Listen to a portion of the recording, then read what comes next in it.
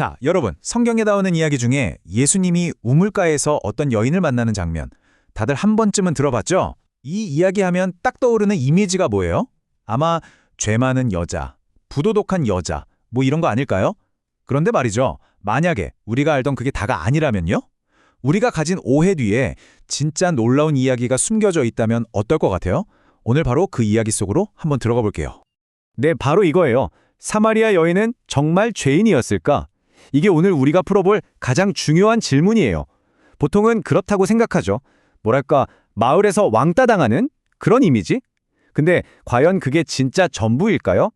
오늘은 우리가 머릿속에 딱 박아놓은 이 생각에 한번 왜? 하고 물음표를 던져보려고 해요. 이 여인 도대체 어떤 사람이었을까요? 자, 같이 한번 파헤쳐 볼까요? 자, 우선 이 만남이 그 시대에 얼마나 사건이었는지부터 알아야 해요. 배경을 좀 이해해야 하거든요. 생각해 보세요. 예수님은 유대인 남자, 그리고 이 여인은 사마리아 여자. 이 두 사람이 그것도 대낮에 우물가에서 이야기를 나눈다? 와, 이건 정말 상상도 못할 일이었어요. 당시 사회에서는 절대 안 되는 온갖 규칙을 다 깨버리는 그런 장면이었거든요. 아니, 도대체 왜 그렇게까지 상종을 안 했냐고요. 이걸 이해하려면 역사를 거의 1000년이나 거슬러 올라가야 해요. 자, 보세요. 원래는 한 나라였는데 이게 남과 북으로 쫙 갈라져요. 북쪽이 바로 사마리아인데 아시리아라는 나라에 정복당하면서 여러 민족이 섞여 살게 됐어요. 이걸 보고 남쪽 유대인들이 쟤네는 피도 섞이고 신앙도 더러워졌어. 이렇게 생각하면서 무시하기 시작한 거죠. 근데 결정적으로 사마리아 사람들이 자기들만의 성전을 따로 지으니까 유대인들이 그걸 부숴버렸어요. 와, 이때부터는 뭐 거의 원수지간이 된 거죠. 서로 쳐다보지도 않는 사이가 된 거예요. 자, 이걸 보면 딱 감이 오죠? 유대인들은 예루살렘 성전에서, 사마리아인들은 그리심산에서 아예 예배드리는 장소부터가 달랐어요. 서로를 부를 때도 경멸하는 말을 썼고 아예 상종을 안 했어요.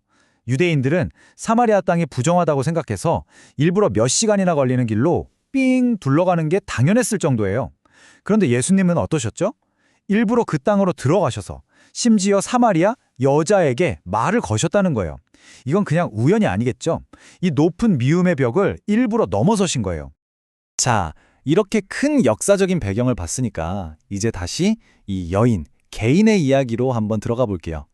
우리가 알던 것보다 훨씬 더 깊은 사연이 있거든요. 자, 드디어 나왔네요. 이 여인 이야기하면 가장 먼저 나오는 거, 남편이 5이나 있었다. 이 말 때문에 이 여자 문제 많네? 이렇게 딱 낙인을 찍어버리잖아요. 그쵸? 근데 정말 그랬을까요? 혹시 우리가 뭔가 놓치고 있는 건 아닐까요? 성격을 조금만 더 자세히 들여다보면 완전 다른 그림이 보일 수도 있어요. 그 당시 유대 사회에는 수혼법이라는 아주 중요한 법이 있었어요. 이게 뭐냐면 형이 아들 없이 죽으면 동생이 형수랑 결혼해서 형의 대를 이어줘야 하는 거예요. 이건 선택이 아니라 의무였어요. 한번 생각해 보세요. 남편이 죽어서 너무 슬픈데 얼마 지나지 않아서 시동생이랑 결혼해야 하는 상황. 그런데 만약 그런 비극이 5번이나 반복됐다면요? 이건 부도덕한 게 아니라 정말 끔찍한 비극 아닐까요? 자기 뜻과는 상관없이 슬픔과 의무에 꽁꽁 묶여버린 그런 기구한 삶이었을 수도 있다는 거죠. 그리고 여기서 진짜 중요한 포인트가 나와요. 이 여인은요, 그냥 삶에 지친 평범한 여인이 아니었어요. 사마리아 사람들은 타헤부라는 존재를 기다리고 있었거든요. 일종의 사마리아 버전 메시아예요. 이 타헤부가 나타나면 마치 옛날의 모세처럼 모든 궁금증과 진리를 다 알려줄 거라고 굳게 믿고 있었어요. 이게 뭘 뜻하겠어요? 이 여인이 그냥 개인적인 슬픔에만 빠져 있던 게 아니라 이 모든 문제를 해결해줄 구원자, 메시아를 간절히 기다리던 사람이었다는 거예요. 신학적인 배경 지식이 있었던 거죠. 바로 그렇게 메시아를 기다리던 그녀 앞에 예수님이 나타나신 거예요. 그리고 그 유명한 생수에 대한 대화가 시작되죠. 예수님은 그냥 마시는 물 이야기를 하시다가 대화의 주제를 완전히 다른 차원으로 끌어올리세요. 대화의 배경이 된 야곱의 우물, 여기도 의미가 깊어요. 이건 그냥 동네 우물이 아니라 자기들 조상인 야곱이 직접 판 사마리아 사람들의 자부심 그 자체였거든요. 우리 조상 클라스 좀 봐, 이런 거죠. 그런데 아무리 대단한 우물이라도 그 물 마시면 결국 또 목마르잖아요. 그쵸? 바로 이거예요. 야곱의 우물은 인간의 노력이나 전통이 가진 한계를 딱 보여주는 상징인 셈이죠. 바로 그 지점에서 예수님이 이런 말씀을 하시는 거예요. 이 물을 마시는 사람은 다시 목마르겠지만 내가 주는 물을 마시는 사람은 영원히 목마르지 않을 것이다. 와, 이건 정말 완전히 다른 차원의 이야기죠. 일시적인 해결이 아니라 영원한 해결책, 생수를 주시겠다고 약속하시는 거예요. 이게 원어로 보면 차이가 더 확실해요. 진짜 재밌는데 한번 들어보세요.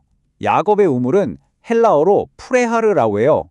이건 뭐냐면 사람이 인공적으로 파서 만든 웅덩이나 저수조 같은 느낌이에요. 노력이 필요한 거죠. 그런데 예수님이 말씀하신 생수는 팩이에요. 이건 땅에서 저절로 퐁퐁 솟아나는 샘물, 근원을 뜻해요. 느낌이 완전 다르죠? 인간의 노력 프레아르와 하나님의 선물 팩에 이 두 단어 안에 모든 의미가 다 들어있는 거예요. 자, 이제 대화가 클라이맥스로 갑니다. 이 여인이 평생을 기다려왔던 그 순간이 바로 눈앞에 펼쳐지게 돼요. 이때 여인이 이렇게 말해요. 메시아가 오실 걸 저도 알아요. 그분이 오시면 모든 걸 다 설명해 주실 거예요. 어때요? 아까 우리가 이야기했던 타헤브 기억나죠? 모든 것을 알려줄 거라던 그 메시아. 지금 이 여인은 바로 그 타헤브를 기다리는 자기의 믿음을 정확하게 고백하고 있는 거예요. 바로 그 고백을 듣고 예수님이 말씀하십니다. 지금 너에게 말하고 있는 내가 바로 그다.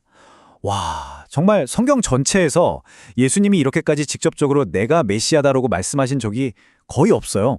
정말 역사적인 순간이죠. 그녀의 길고 긴 기다림이 마침내 끝나는 순간이었어요. 자, 메시아를 만난 이 여인, 그 다음은 어떻게 됐을까요? 그냥 좋았다 하고 끝났을까요? 아니요. 그녀의 인생이 180도 바뀌어버려요. 완전히 새로운 사람이 되는 거죠. 그녀의 변화는 세 가지 행동으로 딱 나타나요. 첫째, 물동이를 버려둬요. 이거 그냥 깜빡 잊은 게 아니에요. 이건 자기의 과거, 자기의 짐, 그 모든 걸 상징하는 물동이를 이제는 내려놨다는 뜻이에요. 둘째, 사람들을 피해서 아무도 없는 시간에 우물해왔던 그녀가 이제는 마을 사람들한테로 달려가요. 수치심을 이겨낸 거죠. 그리고 마지막 셋째, 와서 봐! 내 모든 과거를 다 아는 사람을 만났어! 라고 외쳐요. 자기의 가장 부끄러운 부분을 오히려 증거로 삼아서 담대하게 증인이 되는 거예요. 결과가 어땠을까요? 진짜 놀라워요. 이 여인의 말 한마디에 온 동네 사람들이 와서 예수님을 믿게 돼요. 그리고 예수님을 세상의 구주라고 고백하기까지 하죠. 자, 여기서 우리 다시 한번 생각해봐요. 만약 이 여자가 진짜 온 동네에서 손가락질 받는 그런 사람이었다면 사람들이 그녀 말을 듣고 이렇게 단체로 움직였을까요? 절대 아니었을 거예요. 이건 뭘 보여주냐면 그녀의 삶이 비극적이었을 순 있어도 마을 사람들에게 신뢰를 잃은 사람은 아니었다는 아주 중요한 증거가 되는 거죠. 자, 오늘 들어본 사마리아 여인 이야기 어땠어요? 이건 그냥 2000년 전의 옛날 이야기가 아니에요. 우리 모두한테도 각자만의 야곱의 우물이 있고 또 채워지지 않는 목마름이 있잖아요. 이 이야기는 오늘 우리에게도 똑같이 질문하고 있어요. 만약 오늘 예수님이 여러분을 찾아오신다면 여러분의 가장 깊은 그 목마름을 채워줄 생수는 과연 무엇일까요? 한번 조용히 생각해보는 시간을 가지면 좋겠습니다.